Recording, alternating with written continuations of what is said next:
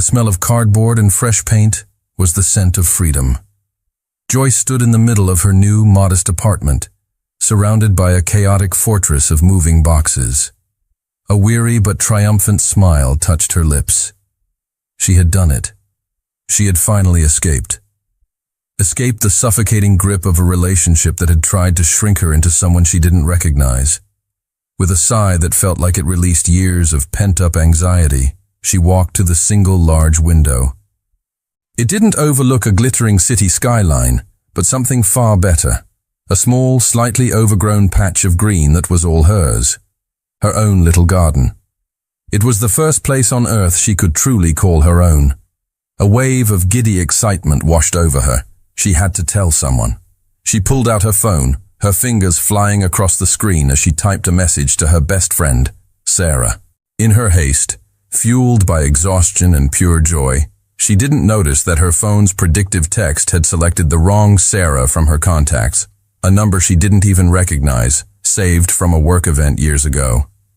The message read, "I'm finally here. This is my new home. It's small, but it's mine. Wish me luck." She attached a quick, blurry photo of her view of the little garden and hit send, her heart soaring.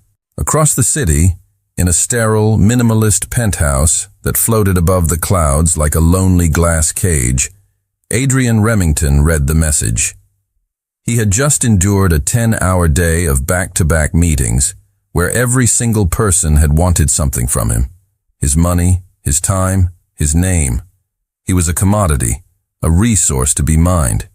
He was exhausted, not from the work, but from the crushing weight of his own solitude. Then, his phone chimed with the message from an unknown number. He read the words, simple and vulnerable. He looked at the blurry photo of a small, imperfect garden, and something inside him, a part of him he thought had atrophied long ago, shifted. The message was a tiny, accidental window into a life that felt more real than his own. It was a note of pure, unadulterated hope sent out into the void. It disarmed him completely. His first instinct, the instinct of a man whose entire life was managed by assistants and firewalls, was to ignore it, to delete it. His second was to reply with a curt, "Wrong number." He did neither. Instead, he felt an impulse he hadn't felt in years. A spark of genuine, unscripted curiosity. He typed the address from the message's metadata into his phone's map. It was in a quiet, unassuming neighborhood he'd never even driven through. The next morning, Adrian Remington sat in his $100,000 car, a simple, beautiful bouquet of wildflowers resting on the passenger seat. He was driving toward a part of the city he had no business being in, toward a woman he had never met, with no logical explanation for his actions. He just knew he had to see the garden for himself. Joyce was wrestling with a particularly stubborn box of books when a firm, polite knock echoed from her front door. She froze. She wasn't expecting anyone. Sarah wasn't due to come over until the weekend, and the landlord had already given her the keys. A flicker of anxiety, a leftover reflex from her old life, went through her. She peeked through the peephole and her confusion only deepened. A man stood on her doorstep. He was tall and impossibly well-dressed for a Tuesday afternoon in her quiet neighborhood, wearing a dark blazer that looked soft and expensive even through the distorted lens. And he was holding flowers. Hesitantly, she opened the door a few inches, leaving the chain on. "Can I help you?" The man offered a small, almost shy smile. His eyes were a startling, intelligent gray. "I hope so," he said, his voice calm and steady. "I think you wished me luck." Joyce stared at him, completely bewildered. "I'm sorry?" He held up his phone, the screen displaying her message from the day before, complete with the little house emoji. "This was you, right?" The realization hit her like a physical blow. A hot wave of mortification washed over her. She had sent her new address, her private little message of hope, to a complete and utter stranger. Her first instinct was to slam the door, to hide from the sheer, cringing embarrassment of it all. But then she looked at him again. There was no judgment in his eyes, no hint of a smirk. There was just a quiet, gentle curiosity, a sort of contained tenderness that was utterly disarming. And instead of slamming the door, she started to laugh. It wasn't a small, polite chuckle. It was a real, genuine, rolling laugh of pure, unadulterated absurdity. A laugh that acknowledged the complete and utter ridiculousness of her life. "Oh my God," she said between gasps of laughter, finally unlatching the chain and opening the door fully. "I cannot believe I did that. I am so sorry. It was a total accident." Her laughter seemed to break a spell in him. The formal politeness in his expression softened into a genuine, captivated smile. "There's no need to apologize," he said, his voice warm. "It was the best message I received all day." He extended the bouquet of wildflowers, a vibrant, unruly mix of daisies, lavender, and cornflowers, her absolute favorites. "I'm Adrian," he said simply, "and these are for your new home."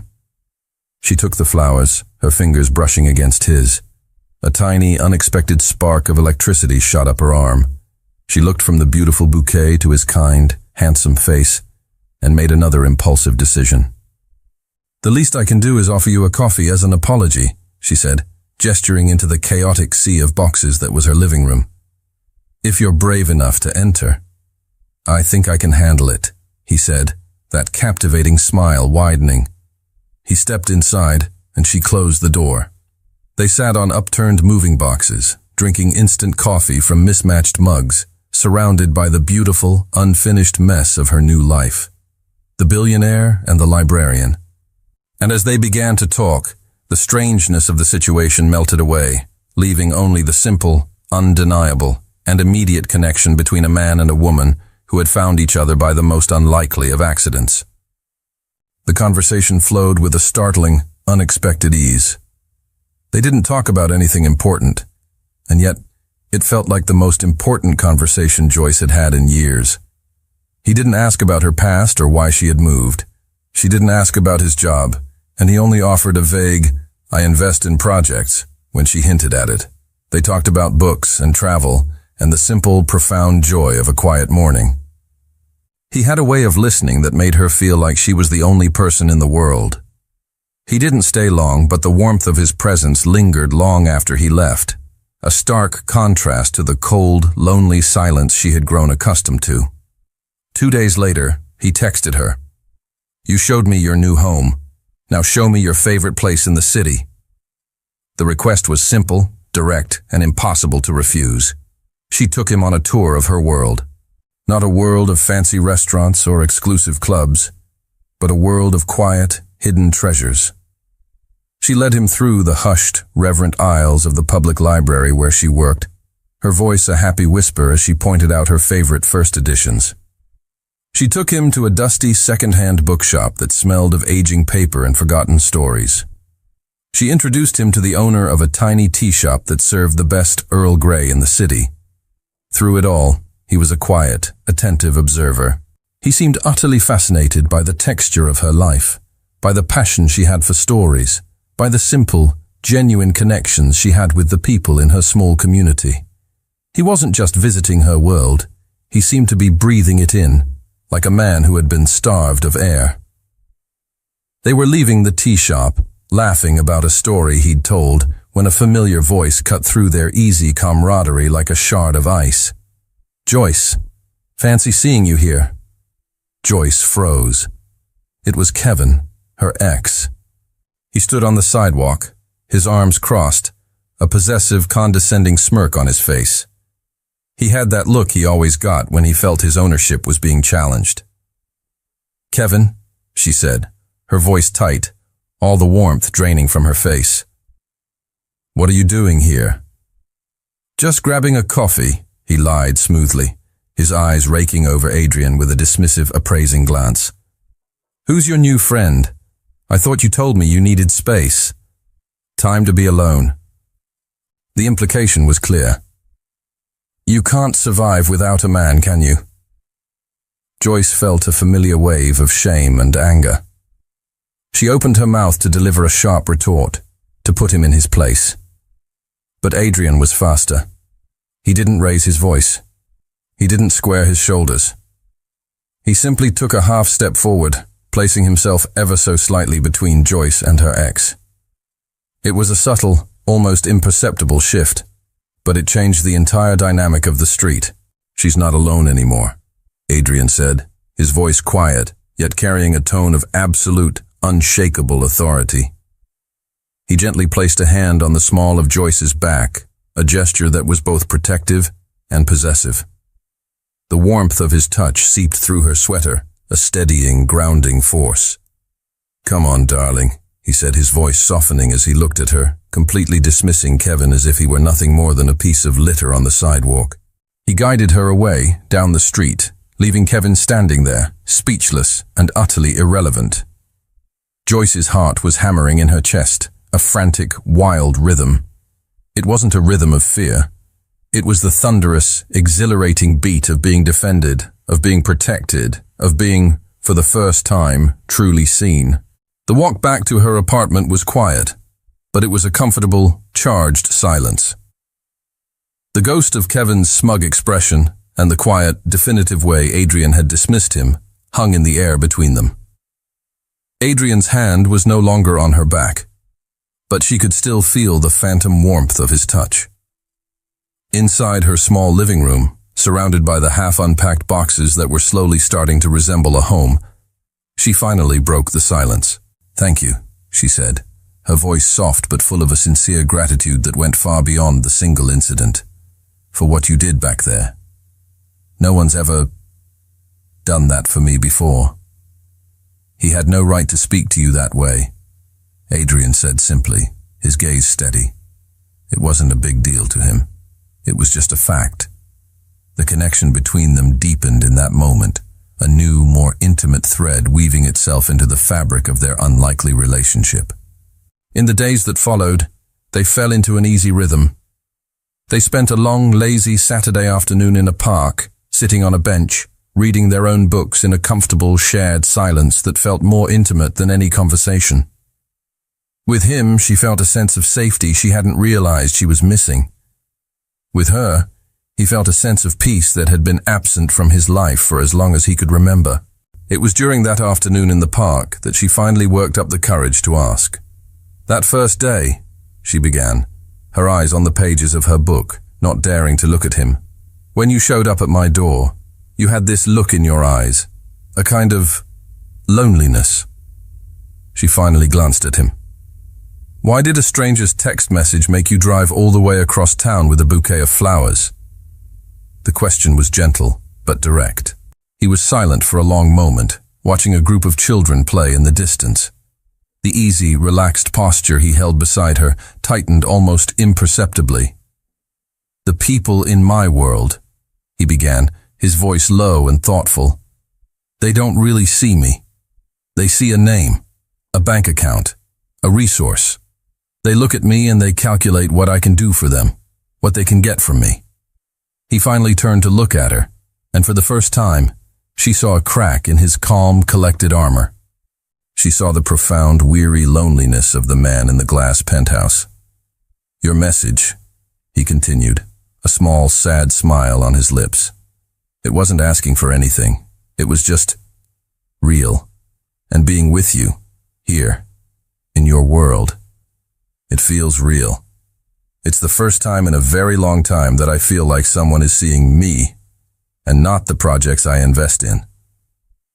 His vulnerability was a raw, unguarded thing, and it touched her more deeply than any grand gesture ever could. She understood now. They were both lonely, just in different ways. He was lonely in a crowd. She had been lonely with just one person. He saw the understanding in her eyes, and it gave him a courage he didn't know he possessed. "I don't want to mess this up, Joyce," he whispered, his voice thick with an emotion he couldn't name.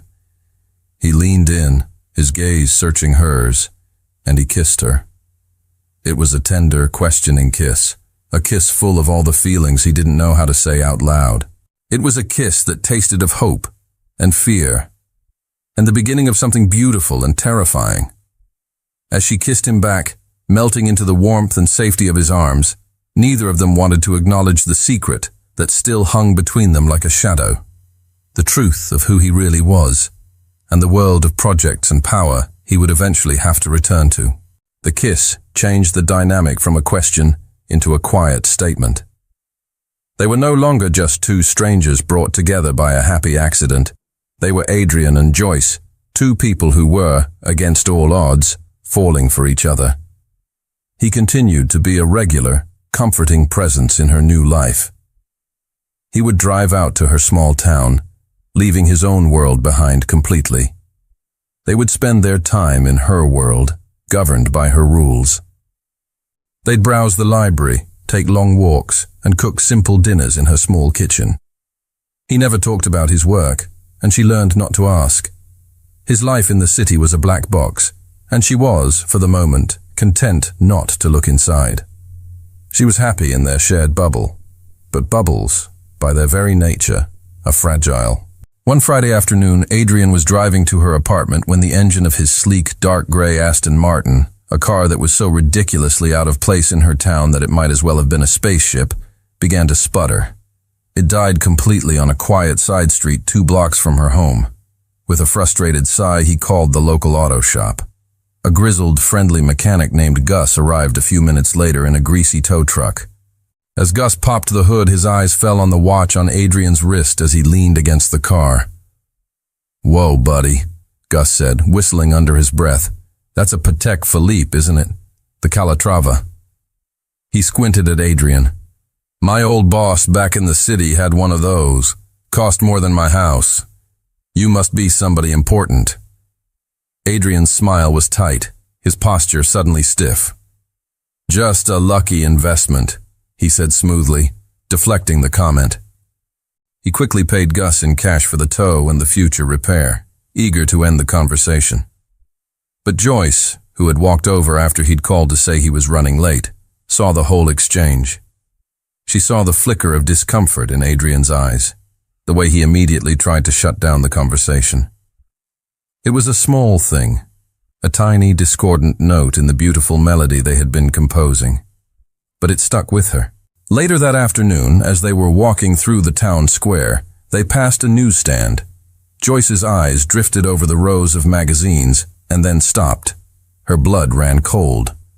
On the cover of a glossy business journal, under the headline, "Titans of Tech, the Innovators Shaping Our Future," was a small, professional headshot. The man in the photo was clean-shaven and wearing a severe suit, his expression formidable and intense. It was a world away from the relaxed, kind-faced man standing beside her, but it was, without a single doubt, him. The name printed beneath the photo was Adrian Remington, CEO of Remington Holdings. Joyce stopped walking, her feet suddenly rooted to the pavement. The world seemed to tilt on its axis. She looked from the powerful, intimidating man on the magazine cover to the man standing beside her in a simple, soft sweater. "Adrian." "Remington?" she whispered, her voice barely audible. She held up a trembling finger, pointing at the magazine. She watched as all the color drained from his face. The easy, happy warmth in his eyes was extinguished, replaced by a look of pure, gut-wrenching panic. The bubble had just burst. The walk back to her apartment was a silent, suffocating ordeal. The easy comfort that had existed between them just minutes before had been replaced by a thick, heavy wall of unspoken truth. Adrian kept trying to speak, starting sentences that trailed off into nothing. "Joyce, I can explain. It's not what you think." But the words were hollow, meaningless. As soon as she closed the door to her apartment, she turned away from him, needing space. "I think you should go," she said, her voice flat and devoid of emotion. "Please," he begged, his voice raw with a desperation she had never heard before. "Just let me talk to you." "I can't," she whispered, shaking her head. "Not right now." After he left, the silence in her small apartment was deafening. She sank onto her sofa, her body trembling. With a sense of dread, she opened her laptop and typed his name into the search bar. The results exploded across her screen, a digital tidal wave of a life he had kept completely hidden. Adrian Remington, the elusive billionaire behind the tech empire. Remington Holdings announces record profits. The CEO no one sees. Inside the solitary world of Adrian Remington, article after article detailed his immense wealth, his cutthroat business acumen, his almost pathological need for privacy. There were photos of him at glittering galas, stepping out of private jets, standing on stages in front of thousands of people.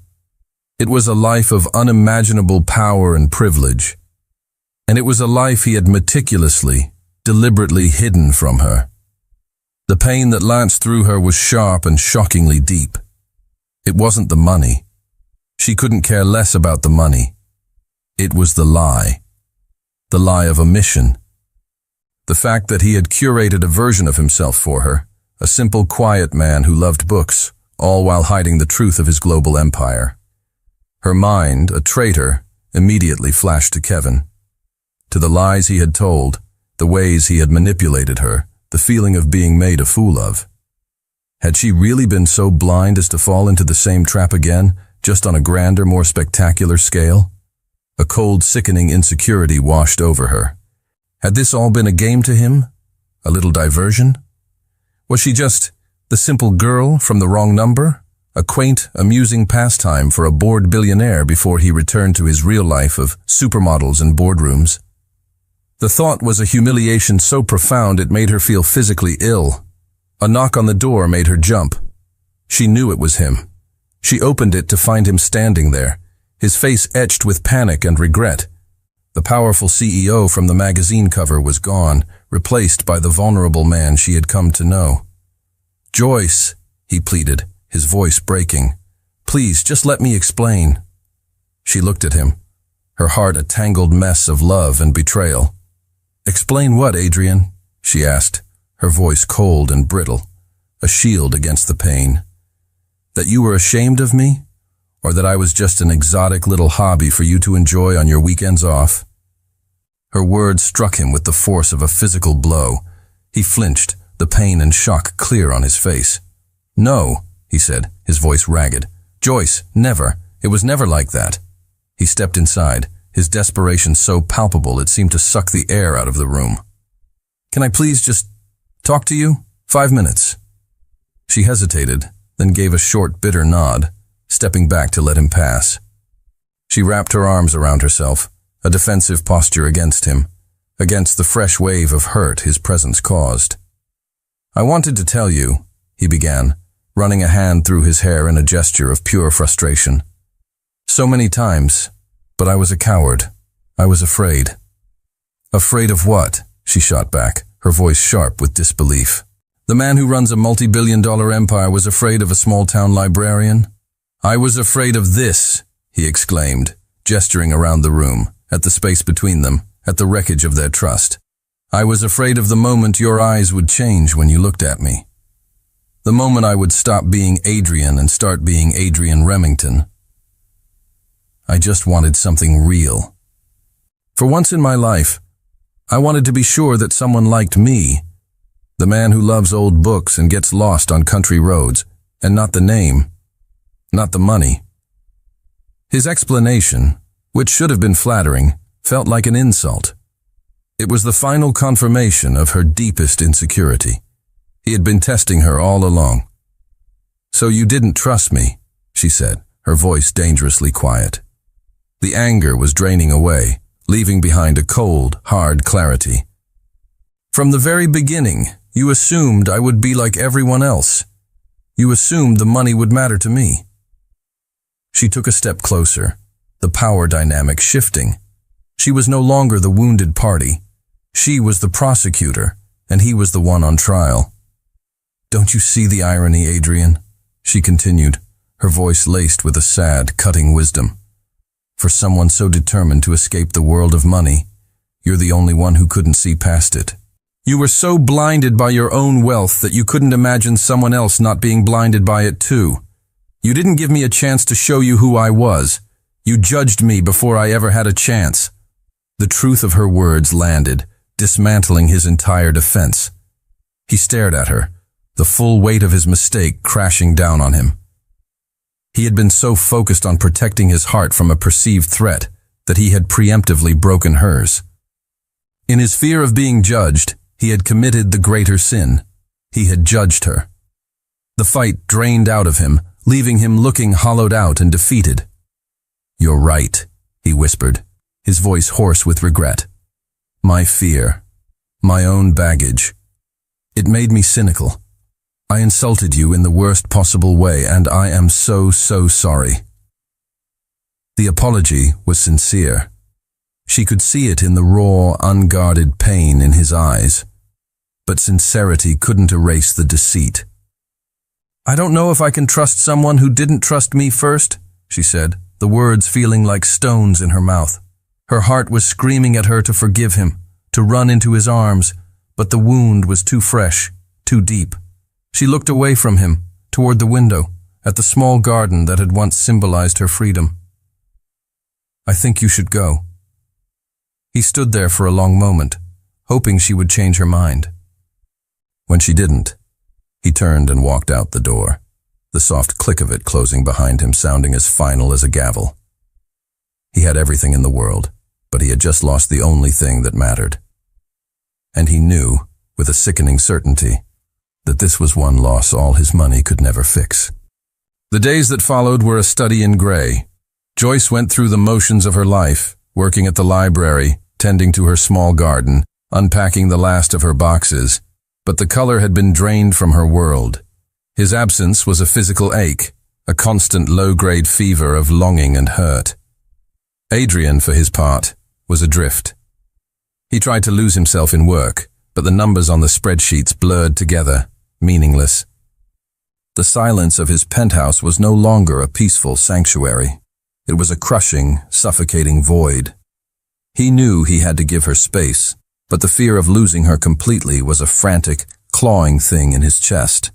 He started making excuses to be in her town, a meeting with a local tech startup, a drive to see the autumn foliage. He would park his car streets away and just walk, hoping for a glimpse of her. One crisp afternoon, his desperate hope was answered. He saw her. She was sitting in the window of the town's main coffee shop, the Daily Grind. But she wasn't alone. She was sitting with a man, a handsome, friendly-looking man with kind eyes and an easy smile. They were leaning over a notebook, talking animatedly. Joyce laughed, a bright, beautiful sound that Adrian felt like a punch to the gut. He hadn't heard her laugh like that in weeks. The man was David, a local author and a regular at Joyce's library. He had asked her to meet for coffee to discuss his new book, hoping she might help with some historical research. He was also, quite clearly, smitten with her. Adrian stood across the street, a cold, unfamiliar fire igniting in his veins. It was jealousy, raw and ugly and powerful. He despised the feeling, despised the weakness it implied, but he was helpless against it. He saw the way David looked at her, the way she smiled back at him, and a possessive, irrational rage washed over him. He didn't think. He just acted. He strode across the street and pushed open the door to the coffee shop, the little bell above it chiming his unwelcome arrival. He walked directly to their table, his presence immediately sucking all the warmth and easy laughter out of their conversation. "Joyce," he said, his voice tight and clipped. "I need to speak with you. It's urgent." Joyce looked up, her expression a mixture of shock and annoyance. David looked between the two of them, his friendly smile faltering. "I'm in a meeting, Adrian," she said, her tone cool and professional. "I don't care," he bit out, his eyes flicking to David with a look of pure, undisguised animosity. "This can't wait." The possessiveness in his tone was a slap. It was the same controlling behavior she had run from with Kevin. He wasn't acting like a man trying to earn back her trust. He was acting like a man staking a claim. The shock on Joyce's face hardened into a cold, quiet fury. She saw in that single, arrogant moment that he still didn't understand. He thought he could command her attention, interrupt her life, simply because he wanted to. The jealousy, which he had intended as a desperate gesture to show how much he cared, had backfired spectacularly. It had only served to prove her deepest fear, that at his core, he was just another powerful man who believed the world and everyone in it should bend to his will. The silence at the small coffee shop table was thick enough to cut with a knife. David, the author, looked between Adrian's thunderous expression and Joyce's furious one, and quickly gathered his things. "We can continue this another time," he said to Joyce, giving her a concerned look before making a hasty exit. Now they were alone, the object of Adrian's jealousy gone, but the damage was done. "How dare you," Joyce said, her voice a low, trembling whisper of pure rage. "How dare you come in here and do that? You act exactly like him, like Kevin. You think you can just show up and command my attention because you feel threatened?"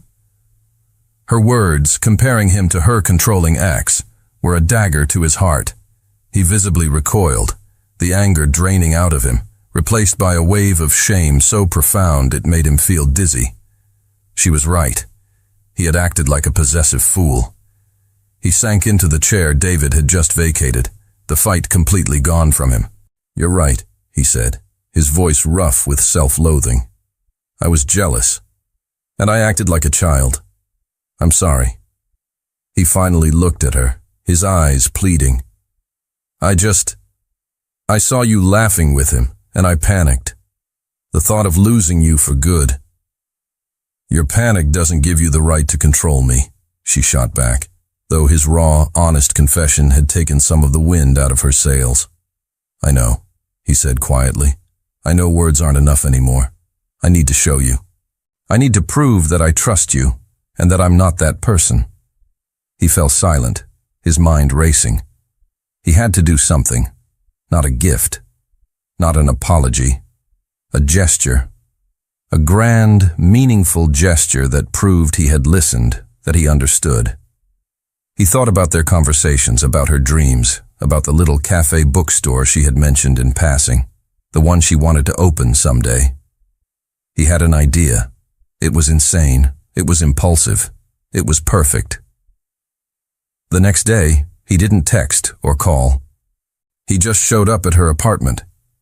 When she opened the door, her expression wary, he simply handed her a large, official-looking envelope. "What is this?" she asked, her voice suspicious. "An apology," he said. She opened it. Inside was the deed to a building. The old abandoned clock tower building in the center of her town square. A beautiful, historic, and completely derelict property that had been for sale for years.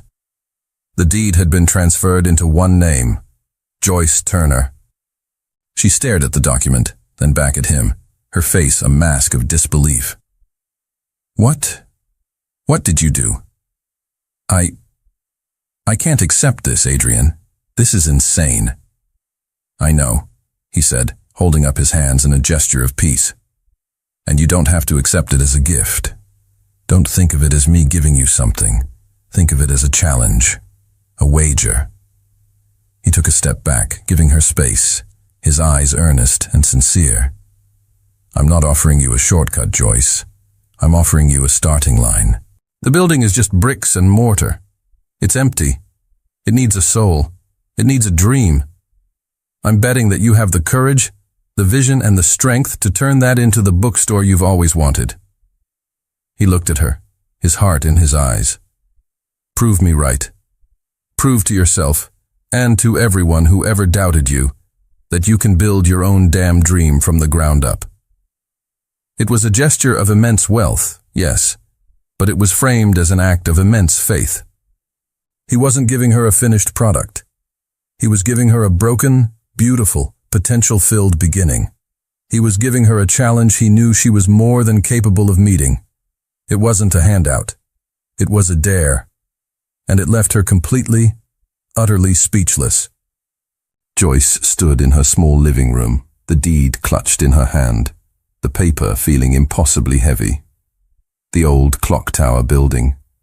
It was the heart of their town, a landmark everyone lamented was falling into ruin.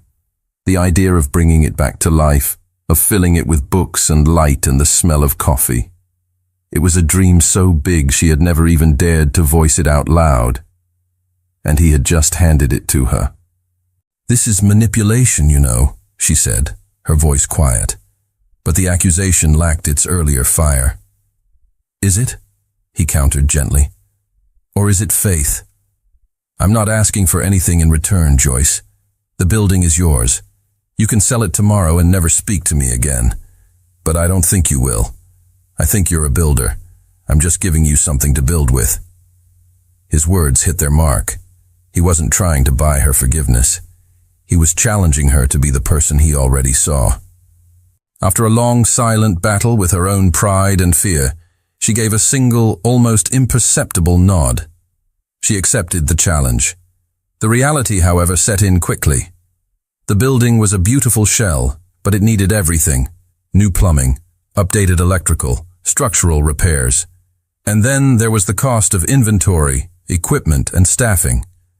Joyce spent her nights hunched over her laptop, drafting a business plan, the numbers growing into a terrifying, insurmountable mountain.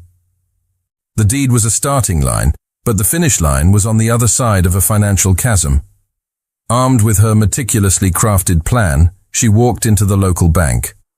The loan officer, a man named Mr. Peterson, was polite, but deeply condescending.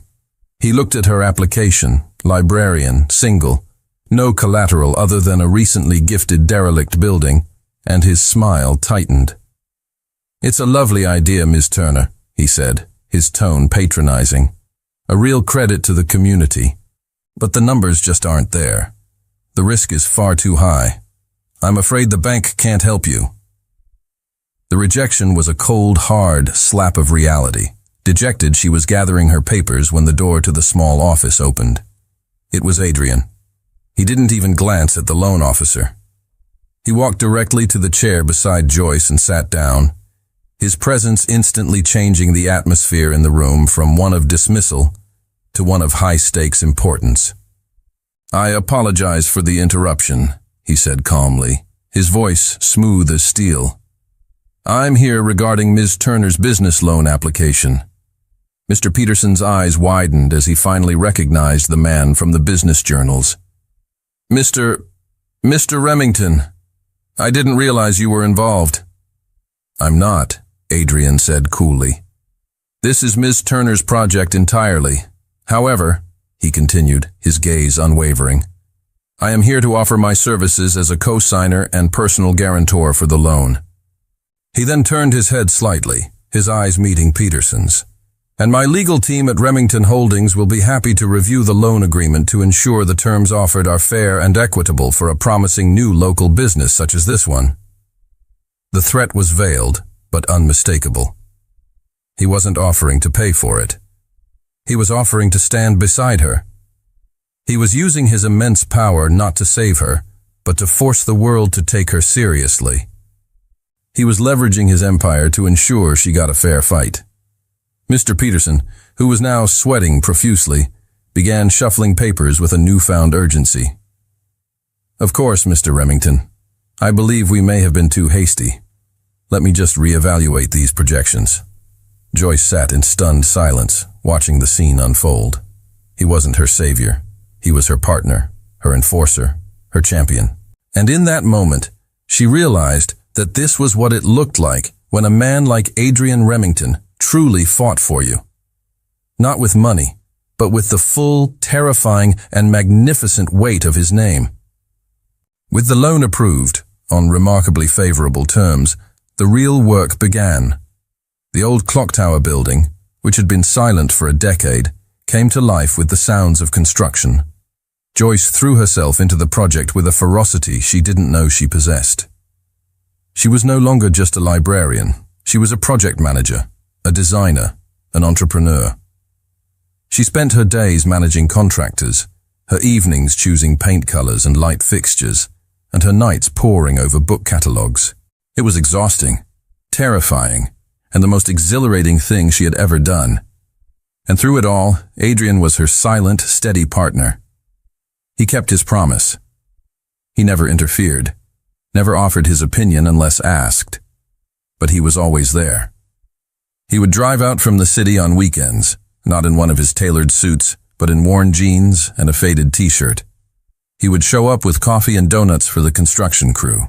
He would spend hours helping her, not with business advice, but with the actual physical labor. He learned how to spackle drywall. He helped her sand and refinish the original hardwood floors. He spent an entire Saturday on a ladder, carefully cleaning the face of the old clock, his brow furrowed in concentration. He reveled in the simple, satisfying work, in the feeling of sawdust on his hands, and the honest ache in his muscles at the end of the day. In building her dream, they were inadvertently rebuilding their own connection. The tension and mistrust were sanded away like old varnish, revealing the strong, beautiful grain of their affection beneath. She saw a side of him that no one else in the world got to see. The patient, hard-working, surprisingly funny man who was completely out of his element and utterly, deeply happy. He, in turn, saw her come alive. He watched her command a room full of burly contractors, her quiet authority leaving no room for argument. He saw her passion, her vision, her unwavering determination. He was falling in love all over again, not with the quiet librarian he had met by chance, but with the powerful, capable force of nature she was becoming. One afternoon, as they were covered in a fine layer of plaster dust, laughing as they tried to assemble a particularly complicated bookshelf, Kevin appeared in the open doorway. Her ex stood there, taking in the scene, a look of pure, baffled disbelief on his face. "Seriously, Joyce?" he sneered, his voice echoing in the cavernous, half-finished space. "You're playing house? You really think a guy like that," he gestured dismissively at Adrian, "is going to stick around? He's just having a little fun, playing handyman in the countryside before he goes back to his real world of supermodels and boardrooms." The words were meant to be a poison dart, designed to hit her deepest insecurity. Before Joyce could even react, Adrian, who had overheard every word, slowly put down his screwdriver. He wiped his dusty hands on his jeans and walked toward Kevin, his movements calm and deliberate. He didn't look angry. He looked tired. He stopped in front of Kevin and placed a protective arm around Joyce's shoulders, pulling her close. "You've got it all wrong," Adrian said, his voice quiet but carrying the weight of a profound revelation. He looked from Kevin's smug face to Joyce's worried one, and then around at the beautiful, chaotic mess they were building together. "I'm not visiting her world," he said, his gaze locking with Kevin's, his voice filled with a raw, humble sincerity that shocked them both. "I'm desperately trying to become a part of it." The public, heartfelt confession left Kevin speechless. But more importantly, it left Joyce breathless, the last of her doubts and fears dissolving in the face of his simple, powerful, and undeniable truth. The night of the grand opening was pure magic.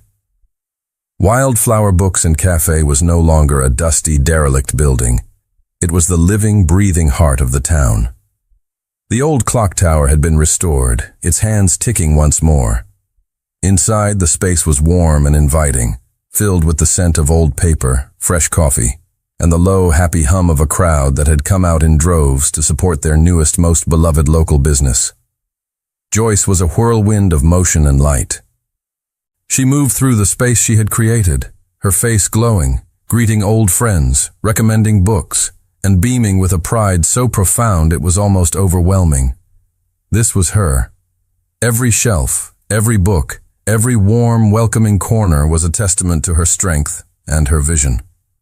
Adrian, true to his word, stayed in the background. He wasn't the billionaire benefactor or the silent partner. He was just Joyce's boyfriend, a proud, supportive presence in the corner of the room. He watched her shine, his heart swelling with a love and admiration so immense it almost hurt. He knew, with a certainty that settled deep in his bones, that this was her world. He was just a lucky, grateful guest. Late in the evening, as the initial rush began to subside, Joyce's best friend, Sarah, cornered Adrian by the poetry section.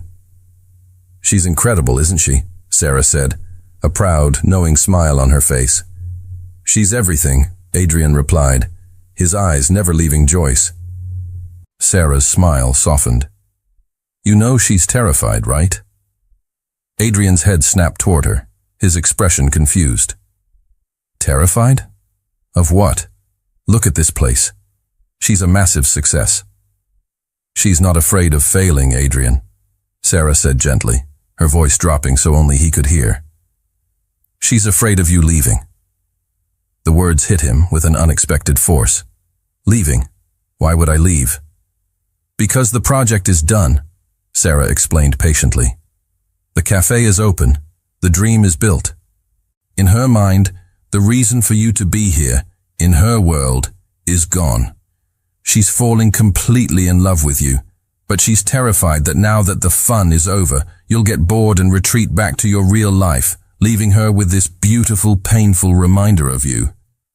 The revelation struck Adrian with the force of a physical blow. He had been so focused on proving his trust, on empowering her, that he hadn't realized her deepest insecurity remained. The fear that she was just a temporary stop in his life, not the destination. He had to show her, once and for all, that her world wasn't a place he was visiting. It was the place he wanted to call home. He saw the small, makeshift stage at the front of the cafe where a local musician had been playing earlier.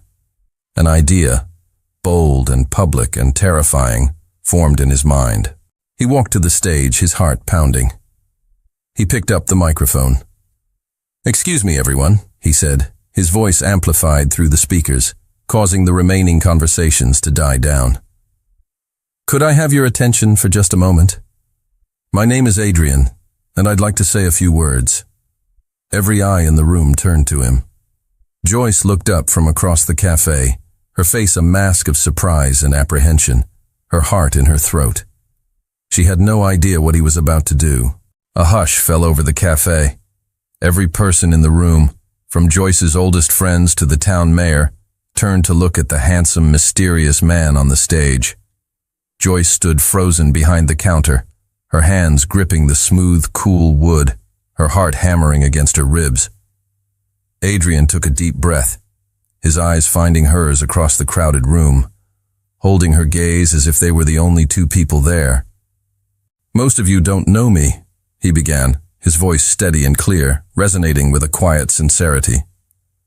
"And those of you who might, probably know me by a name in a business journal or as the head of a company in the city. You know me for the world I was born into." He paused, letting his eyes drift around the beautiful, warm space Joyce had created. "But over the last few months," he continued, his voice softening, "I've learned that success isn't about the height of your buildings or the numbers on a balance sheet. It's about building something that matters, something with a soul. And no one has taught me that more profoundly than Joyce." He looked directly at her now, his heart in his eyes, a public declaration unfolding. "I didn't help Joyce build this place," he said, his voice thick with an emotion he made no attempt to hide. "The truth is, this place, and the incredible woman who poured her heart and soul into it, built me back. It reminded me what it feels like to be a part of a community. It reminded me what it feels like to be real." He then announced the first major initiative of his company's newly formed philanthropic foundation, a multi-million-dollar grant program dedicated to funding and mentoring small-town entrepreneurs who have a dream of revitalizing their communities. "This program," he announced, "was inspired by the vision of one person, and I can think of no one better to sit on its board and help us find other dreamers like her than Joyce Turner herself." A wave of gasps and murmurs went through the crowd. He wasn't just praising her, he was elevating her, making her a leader, a partner in his own world, on her own terms. He set the microphone down and walked off the stage, moving through the stunned, silent crowd directly toward her. He didn't stop until he was standing in front of her, the bustling cafe fading into the background. "I don't want to be a visitor in your world anymore, Joyce," he whispered, his voice for her alone, his gaze intense and full of a deep, unwavering love. "I want to live in it, with you." The public speech had been for the town, for the world to legitimize her. But this final whispered declaration was just for her. It was the ultimate answer to her deepest, most unspoken fear. and it left her completely, utterly breathless. Life found a new, beautiful normal. Adrian was true to his word. He didn't just visit her world, he began to build a life in it. He bought a small, unassuming house on the edge of town, one with a garden of its own next to a quiet stream. He still ran his empire, but he did it more and more from the small office he set up in his new home, proving that his center of gravity had shifted permanently. Joyce, in turn, flourished. She ran her cafe with a joyful confidence and poured her heart into the new foundation, her insights and empathy making it an immediate success. The line between his world and her world blurred until it was simply, beautifully, their world. One perfect golden afternoon in late spring, he told her he was taking her on a picnic. He drove them out of town, to a place she had never been, a rolling meadow blanketed in the same kind of vibrant, unruly wildflowers he had brought to her door on that first fateful day. They sat on a soft blanket, surrounded by the quiet hum of bees and the gentle rustle of the wind. They were relaxed, happy, their shoulders touching, a comfortable, easy silence between them. This, Joyce thought, was the purest form of happiness she had ever known. After a while, Adrian reached into the picnic basket and pulled out not a bottle of wine, but a small, antique-looking book. It was bound in soft, worn leather, with no title on the cover. "I found something I thought you might like," he said, his eyes sparkling with a secret. She took the book, her librarian's hands appreciating the feel of the old leather. It felt ancient, important. She opened it. The pages were thick, creamy, and completely blank, except for the very first page. Written on it, in Adrian's sharp, elegant handwriting, were just 6 words. Chapter 1. The Day I Met You. Joyce looked up from the page, her heart catching in her throat, her eyes wide and questioning. He was already moving, shifting from his relaxed position beside her onto one knee in the soft flower-strewn grass. "I have spent my entire life reading, collecting, and investing in other people's stories," he began, his voice low and thick with an emotion that made her own eyes well up. "But the only story I want to write, from now until my very last day, is ours." He reached into his pocket and pulled out a small, simple velvet box. He opened it to reveal a delicate, vintage-style ring, a single clear diamond that sparkled in the afternoon sun. "Joyce Turner," he said, his voice trembling ever so slightly. "My best friend, my partner, my favorite story. Will you marry me and help me fill the rest of these pages?" 2 years had passed since the day a stranger showed up on Joyce's doorstep with a bouquet of wildflowers. The Wildflower Books and Cafe was no longer a new venture. It was an institution, the undeniable heart of the town. The old clock tower chimed the hours, a steady, reliable heartbeat for the community Joyce had revitalized. On this particular sun-drenched Saturday, the cafe was alive. Joyce, now 6 months pregnant and glowing with a serene, happy confidence, moved through the tables, not as a frantic owner, but as a gracious host. She knew everyone by name, from the mayor who held his weekly informal meetings in a corner armchair, to the group of teenagers who debated fantasy novels by the window. Adrian arrived just after the lunch rush, sliding into his usual seat. He was no longer a visitor. He was a local. He had traded his penthouse for the house by the stream, his tailored suits for soft spun sweaters, and his board meetings for video calls taken from his quiet home office. He hadn't abandoned his empire. He had simply bent its orbit to revolve around a new sun.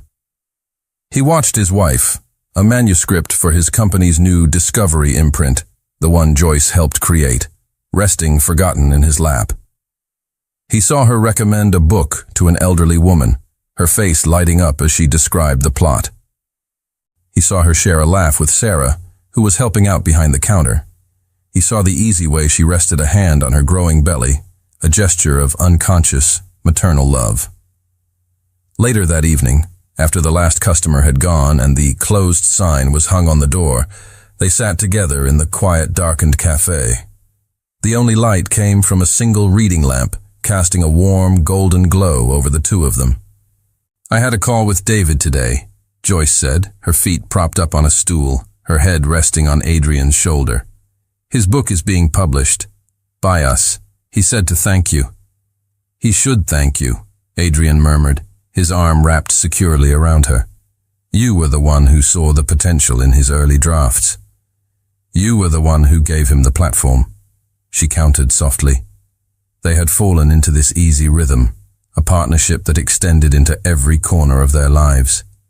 He smiled, pressing a kiss to her hair. "Speaking of platforms, I also had a call today from Kevin." Joyce tensed slightly. She hadn't seen or heard from her ex since the day he'd shown up at the construction site. "What did he want?" she asked, her voice neutral. "He wanted a job," Adrian said, a note of disbelief in his voice. "His company went under. He was surprisingly humble. Said he'd been following the foundation's work and was impressed. He asked if there was an entry-level opening." "And what did you say?" Joyce asked, sitting up to look at him. "I told him we weren't hiring," Adrian said simply, "but I also had HR send him a link to the small business grant application. I told him if he had a good idea, he should apply, just like anyone else." He looked at her, his expression serious. "I told him the board, which you chair, makes all the final decisions.